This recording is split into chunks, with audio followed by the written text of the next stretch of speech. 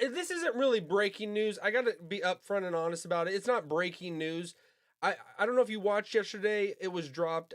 Shane Gillis and Joe Rogan had a conversation, and the name of Nick Fuentes got brought up. I'm not even all the way through that entire podcast, but then I see last night that people are posting clips of them discussing Nick Fuentes because Shane Gillis just throws him out there. Are we speaking these things into existence? Are we manifesting our reality? I know a lot of people don't want this reality. I honestly do. I want to see Joe Rogan have Nick Fuentes on and just discuss the elephant in the room that is Nick Fuentes. I don't agree with everything that he says, but he's certainly entertaining, and he's certainly gotten the eyes and the attention of the masses. And people are trying to not let him speak. He has climbed the mountain, and I think he deserves.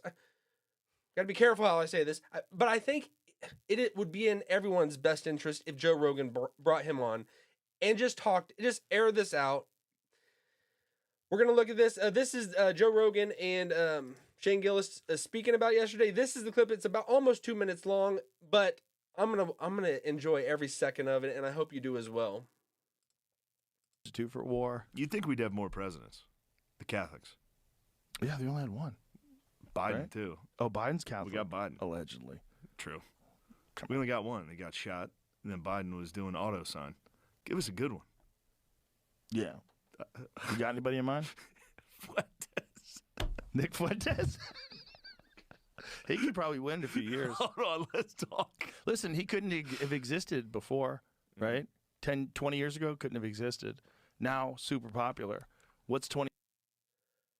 Shane Gillis brought him up.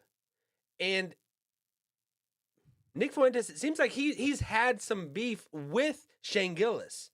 Because Shane Gillis, he's a comedian, he's funny, and he was certainly not like light on Nick Fuentes. He called him out on a number of things and made fun of him because saying like he's hardcore.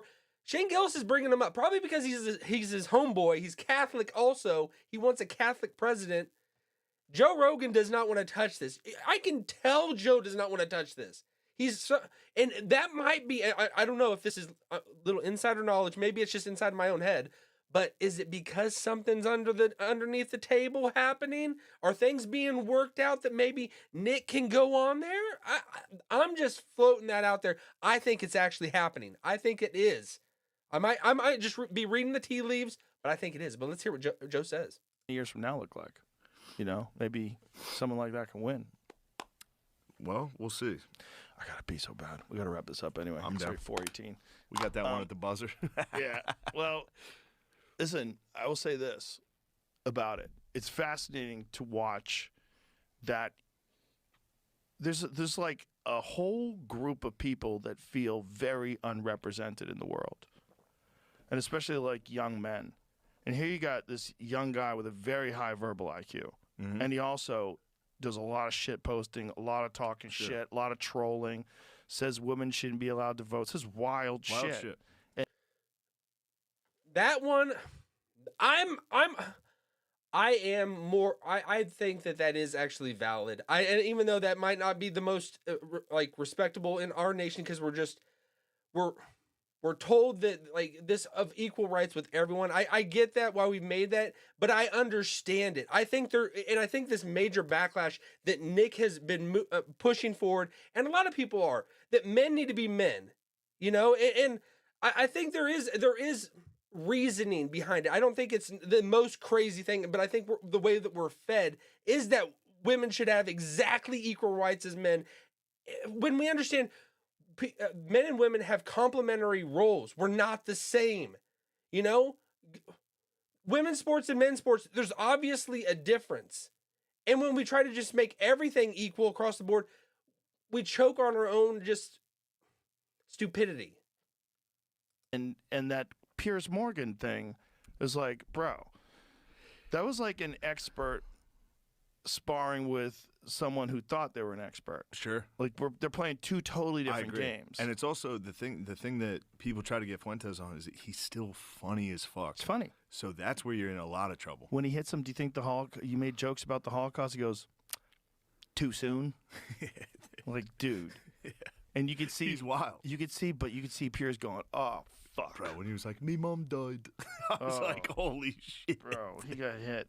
He got hit with a missile on that one. Too soon. Too soon. I was like, "Oh my god." Okay, so I think it's not at all the most thing that everybody wants to hear. Nobody wants to hear this immediately. It when we're just raised and born in this political correctness that everybody has to say the exact perfect thing, what you have been fed your whole freaking life every day, and you if you step out of line, that you be slapped and you immediately get thrown back into line. Like I said, I do not agree with everything that Nick is doing at all. The things that he says, I feel uncomfortable about it. And I think that everybody should feel a little bit, but he's an edgelord. He's testing all the lines. He's pushing all the boundaries. And I think it's so we can almost come back to realignment. I mean, bringing up about the Holocaust and all that, those are the things that nobody wants to go there. Nobody wants to talk about it, and I get that. I'm on the other side. I think that we shouldn't probably. I stand more for the Jews in a lot of ways than maybe Nick his leanings, because what he stands for. When you bring up the Jews, when you bring up people of that race, that ethnicity, I think he's not seeing where he is in the whole thing, because I'm trying to make boards because I feel really weird about this, because I am in this kind of cognitive dissonance where I'm trying to understand both sides of the argument. And I think that this is very hot water for a lot of people. And he's tested everyone. He's made it clear where he stands on it, but he's coming from that whiteness, this Roman Catholicism is the fundamental view, but it's just inserting himself into what the Jews believe. The Jews believe they are the race, they are the ethnicity, they are the national identity that people should have. I think there is wiggle room for both sides. There's for viewpoints, and that's why I don't identify with Roman Catholicism. I'm not Catholic, and I don't identify with Judaism. I'm not Jewish. I'm not there. But I think the real viewpoint, the good viewpoint, is just Christianity in general, the umbrella that we are all equal before God. So I don't agree with Nick in a lot of ways, because he's coming at it from just that viewpoint, that standpoint. And I think that is what, if we really pressed him, it's just he's hammering at the Jews and Israel so much. It's because he thinks that Roman Catholicism has replaced that. It has inserted itself into that and is the next level of that. It's not, but Christianity is the one that allows everyone a part of it.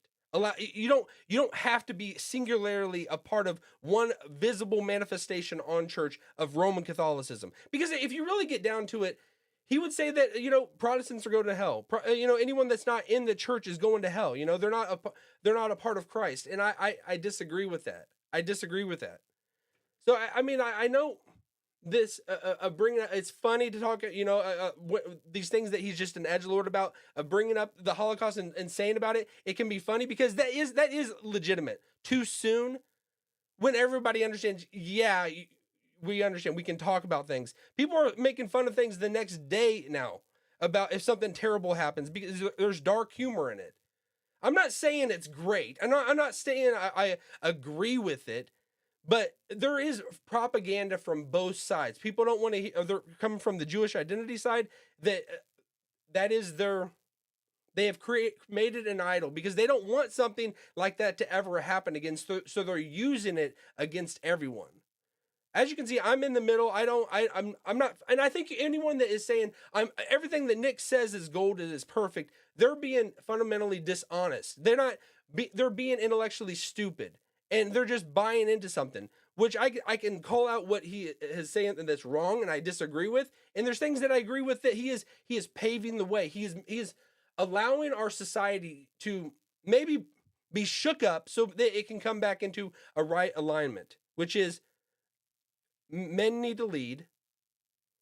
Women have complementary roles. We're all equal before God. And women can do amazing things that guys can't do. Guys can do things that women can't do. Everybody has distinct roles. And when you try to homogenize everybody to become one thing, you lose everybody and you lose everything. And I think that is the biggest thing that we need to keep an if we try. I lean more towards the, just I agree with like a culture of white identity and of nationalism. I think that of the United States, it functions better like that. But I'm coming at it from my own bias. I'm coming at like what white people have created and built. I think it's good and it's great, and I think a lot of people have flocked here, and now everything's being transformed. But I'm coming at it from that cultural bias. That's what I think is good. But not everybody agrees with that. Not everybody sees that same way. And if we try to make everybody one thing, there's no ability for diversity. There's no way that people can get along. I think that is where he's so pigeonholed. Nick is very pigeonholed into this Roman Catholic identity and whiteness, white movement that he has made it himself. He has created it himself, and he's living it out. He's living it out faithfully. But I don't think it's truly the best outcome and conclusion of where we should go with all this. But I think it is stirring things up, and it's shaking things up, and people need to be aware of that it's happening.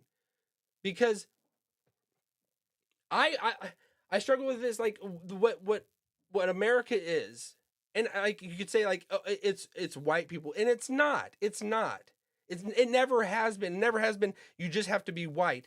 But I think it is what the overall consensus and the culture that the European white people have built is overall generally good. So we don't have to destroy and say it's terrible, just to try to make everyone feel better. Let's find whatever the best direction of everything. And if everybody is trying to file in and get into America, there's got to be something that has been at the foundational level a good thing of what it was built, what it was built on, and why people are flocking to get here and they want to be here. I think it's stupid how we always feel we can't say things. We feel uncomfortable talking about certain areas because we know that it's not palatable to so many people. Say what you think, and I think he's the pendulum that has swung everything in this direction. I think overall it's a good thing, but if we really follow out his train of thought, when he's taken a little bit too far when he's telling people to go home. I think America should be welcoming everyone, but there is a sense that really the European of whiteness and of creating of this country that we have built is probably the best way that we should keep it, with the way that we should run with it, that we should build it going forward. And I think that Nick has tapped into something like that. But when you try to start throwing everyone out and saying that you're not a part of it and you can't be a part of it, then I think you're going against even just the principles and tenets of Christ himself. This is a big umbrella. But if we don't need to be, I hate the identity politics that is all, and you see everything through that lens. It's not a good way to live. It's not a healthy way to live. But it is swinging everything back, I think, overall in the direction almost to just break everything up that needs to be broken up so that we can go forward and thrive as a nation. All right, we'll leave it at that. I hope Joe Rogan does bring Nick on. He needs to. We need to see this, and we will learn things. Joe will learn things. I think he's been pushing it away. He doesn't want to go there. It seems like, but overall, I think it would be a good thing for his show as well, and because he should not be afraid to bring anyone on. He should talk to who people want to hear from. All right, we'll leave it at that. Follow me on X and Instagram at Brandon Fogel. Have a great day. I could see the cracks form in the paint, growing like a fire. What do I say? Can you see them?